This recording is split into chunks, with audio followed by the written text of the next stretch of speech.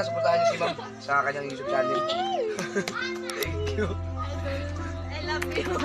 Mama, I love you. Daily vlog. Yan. Ilalagay ko sa description. Sana supportahan niyo ako. Hello mga idol, Louie Kapanalig. Ayan, supportahan natin si Flexi TV Vlog. Watch hour na lang yung kulang niya.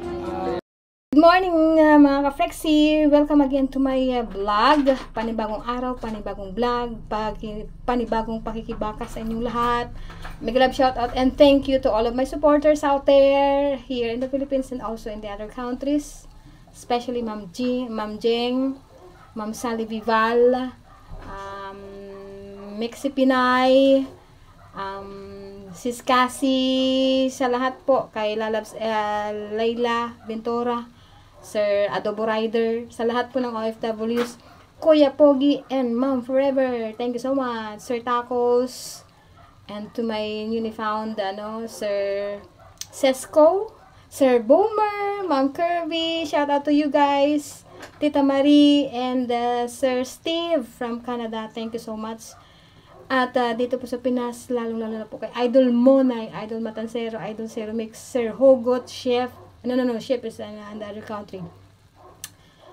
Kay, sa lahat po nang dito na kay Ma'am Ibe, Albirastin of Team Manok, sa lahat po nang hindi ko nagambanggit, sa lahat na nag-join sa akin, Manay Bicol, thank you so much.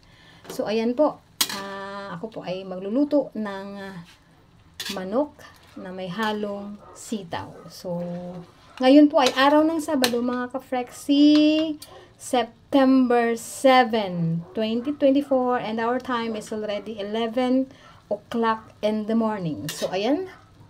Sa kasalukuyan po mga ka-Flexi, nilagyan ko na po siya ng kunting asin. So, paanohin lang na, pag-absorb lang po natin. So, we need to, stir this one. Then, kailangan po mag-absorb yung asin sa ng chicken. Ayun. So, lalakasan ko lang po konti, mga ka-Flexi. So, maybe for at least 5 minutes. And after that, we will saute the ingredients. The ingredients here, which I already prepared a while ago, that contains, okay, on the right side, we have sili. This one, siling haba, and I have here onions, then the garlic over here, then this one is kamyas. I do not know what's the English word of kamyas. The taste is sour. Okay. Kasi mahilig din po ako sa maanghang. I love eating spicy foods. That's why I include here siling haba. Not a bell pepper, but it's what we call siling haba. Then, I already prepared also here the string beans. Okay? Here are the string beans. I already cut it. Okay? And it cost only 20 pesos. 20 pesos here in Pinas. Okay? So, ayan. Iwanan ko lang po. Okay, natin. Ating halo-haloin. Paikot-ikutin, mga ka-Flexi. Ayan. Okay. We'll cover it for maybe for at least another 3 minutes. Okay? Flexi. So, itabi lang natin yung chicken sa gilid. Ang chicken po ay meron na po siyang sariling mantika. Kaya, dyan na po tayo mag-saute ng ating mga ingredients. So, hindi na po natin kailangan maglagay ng cooking oil. Okay. So, first one, that is garlic. Garlic ulit in Surigao, that is what we call ahos. Garlic in English, in Surigao, ahos. In Tagalog, that is bawang. Bawang, wang, wang, wang, wang. Bawang, wang, wang, wang, wang. So, ayan na po. So, sariling mantika lang po ng chicken po ang ating ginamit para magsaute ng garlic. Shoutout din po pala sa aking darling na si Yayo na sa kasalukuyan po ay nasa Pampanga. Shoutout also to my relatives in Mindanao, especially in Surigao del Sur. Arita family, Padilla family, and Chavez family. So, yan, medyo matagal po. Okay. Matagal siya kapag sariling mantika lang. Hoping hindi po maubos ang ating gas sa kalan. Kasi magkakahoy po ako, kaya mag-uuli. Ayan. Okay. Oops. Sana hindi magalang ang aking video. Wala, hindi po ako gumagamit ng stand. Kasi kapag mag-stand po mga ka-flexi, hindi siya hindi may tutok.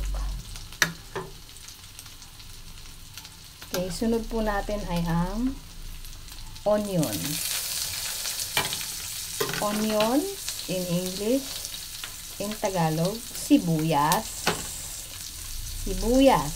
Again, onion in English, in Tagalog, sibuyas. In Surigao noon, Bombay. Okay, Bombay. Hindi po Bombay na nag-ano ha. Okay, hayaan lang natin sila dyan. Ito. Bombay. Later na po yung ating kamyas na konti.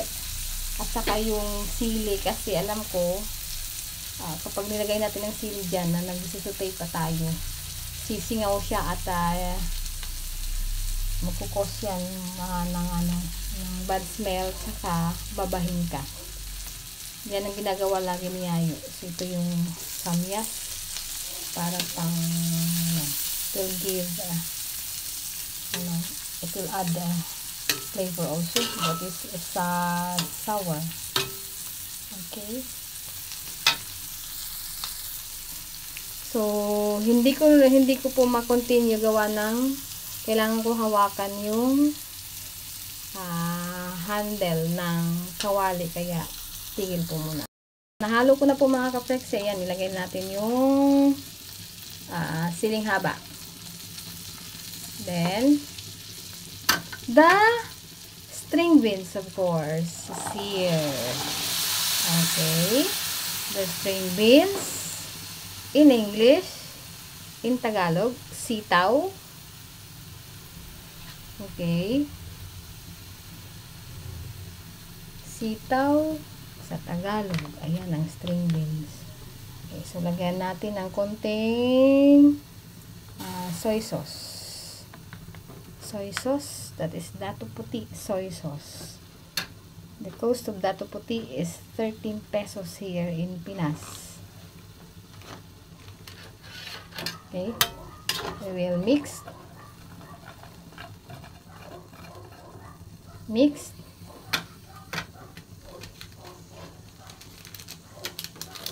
add a little magic sarap.